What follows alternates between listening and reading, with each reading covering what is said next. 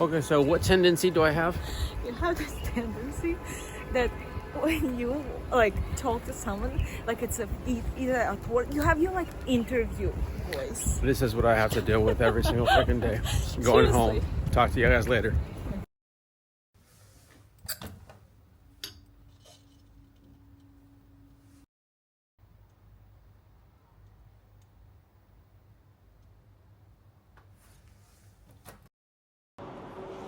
Cheers. So after work, as you saw, I try to get on my scooter. Then after that, get back home. I normally travel with my wife just because it's a little bit easier, and that way I can make sure that she's okay when going down the streets of Guangzhou. You can see me in the back. The city of Guangzhou is pretty nice. We're in the southeastern part of China. It's relatively close to Hong Kong. Nothing out of the ordinary, a very big commercial city. Nevertheless, Guangzhou is extremely beautiful. The weather is fantastic. Think about Miami, but with like maybe a little colder spell at times for the winter portion. And it's nice. I mean, I work relatively close to where I live, about like on the scooter, maybe 10 minutes, and in a taxi drive, 10 minutes, and if I take a bus, around 15. So it's more, I take the scooter just to get out and do something different instead of being cooped up with a lot of the co-workers and in the same bus. So it's a little bit different.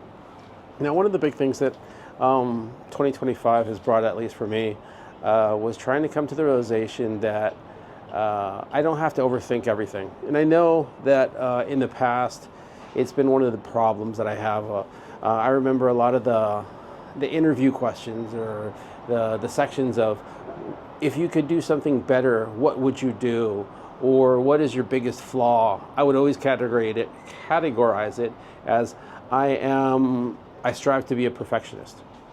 And in doing so, it's a good thing and it's a bad thing at the same time. So you could use it to your advantage, but I've always looked at it in that sense that I always want to do the best that I can do, and sometimes that does kind of affect my decision making. And more than my decision making, it keeps me in this vicious cycle, this loop, right? This loop that we tend to get ourselves in, about overthinking stuff over and over and over again. And to be quite honest, it sucks. I mean, just to deal with this YouTube stuff, you watch all these productions that everybody does, and you see these amazing things that people do all the time, and then you kind of think of yourself as this initiate into this big sphere of influence, and you want to be able to do everything. And then when you don't see that you're creating the best things out there, you judge yourself, and you start to overthink your role in this whole process, and you start to overthink the quality of content that you're producing, the quality of video that you're producing, that you're not putting enough into it and whatnot. And it was funny, today on my free time, I was looking at a couple of videos, and some of the stuff that I was looking at just kind of, I won't say is mirroring what I'm saying, but a lot of the people that are coming online and just creating have this big problem, or at least I find it to be that way, that they just can't they can't think of what to create. And if they do create, it's never as good enough. And I know that this affects absolutely everybody, but when you're just starting out, I think it affects you even more so. And so I've been grappling with that, because it's just been a week since I've been doing this. I think it's 10 days now, on day 10, and I said I was going to do this for 30 days, a video for each day. And it's, I won't say overwhelming, but it is a little bit taxing, because it gets in your head, right? And so going back to the overwhelming part, I started going off on different tangent. I tend to do that sometimes. So that's why I avoid just speaking off the cuff. But that's the part that I tend to overthink. I should be doing that. I should be talking from my own experience. I should be talking, not trying to encapsulate something so it's just perfectly there for you. But more than anything, just listen to it, take out of it what you need, and then so be it.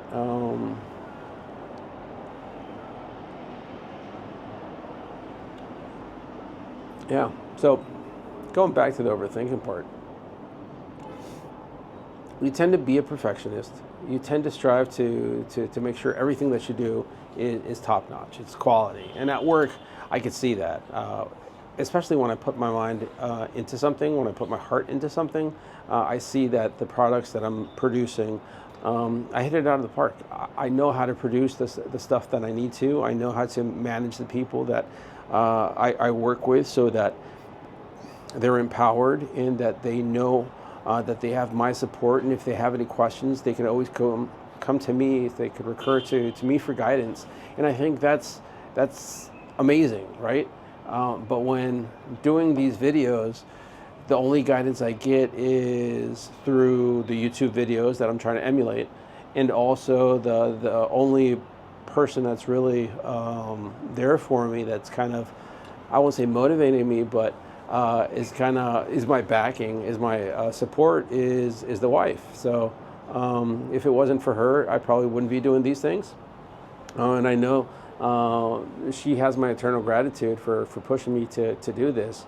And I think that if you are in this position, that you want to do something different, that you want to put yourself out there, that you want to, I don't know, put your name on the world, do something that benefits society as a whole, or even if it is to make cash money. I mean, you need somebody. You need somebody that's going to be rooting for you, because the days that you overthink stuff, you kind of second guess everything that you do. You second guess everything that you're talking about, and you second guess everything that you're about to post online. And so you have this overwhelming fear of, oh my gosh, if I put this out there, I'm going to look silly.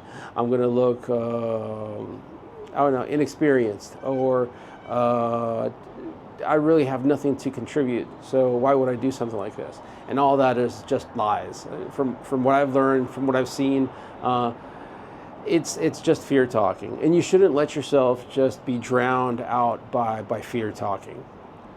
Just do it, man. I mean, it's as simple as taking a drink of beer.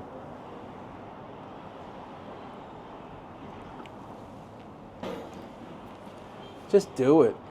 Tell my kid, just do it. Put yourself out there. If you fall, guess what? Pick yourself back up, dust off your knees, and keep on going.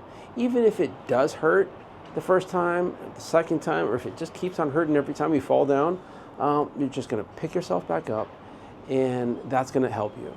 And if it isn't for those life experiences that you keep in the back of your head, and you use that as a motivation, or you use as a factor in your decision-making process, you won't know. And so it's better to have all this experience of failure, because you know that once you've conquered all that failure, you really don't have anything other than winning. That's kind of like the main thing out of everything, out of life. I mean, experience absolutely everything. Fail as much as possible, because that just gives you a chance to overcome, adapt to the new situation, and just win. That's what we're all here for winning, right? I mean, yes, there's going to be winners and losers, but guess what? That loser eventually is going to win somehow. As humans, we're greedy as hell. So we want to be the first in line. We want to be the best at everything. Most of us tend to hate being mediocre. And if we come off like that, it's in the back of our head, oh, I'm mediocre, I'm failing, I'm a loser. Don't let that stuff just get in your head. Use it as a motivating factor to everything you do, and just be resilient. Use everything that life teaches you to be resilient and to come out on top. Yeah, all that to say, don't overthink stuff, man. Well, the kiddo's about to get here, and I need to finish this beer. So I will talk to you guys later. If not tomorrow, it'll be the next day. But I'm committed to do it tomorrow. So promise, I'll hit you guys up with a little bit more of me and just random thoughts. So peace, laters, bye.